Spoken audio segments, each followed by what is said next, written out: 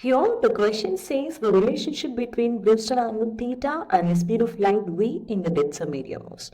So now first let us see the key concept in the question. The key concept is nothing but Brewster law.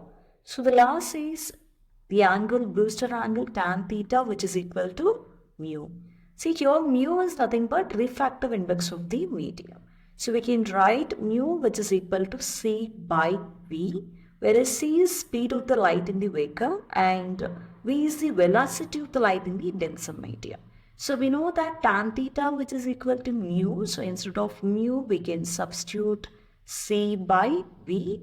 If we bring this v to the left hand side, we get v into tan theta which is equal to c.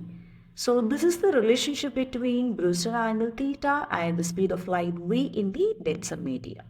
So option A is the correct answer, v into tan theta which is equal to c.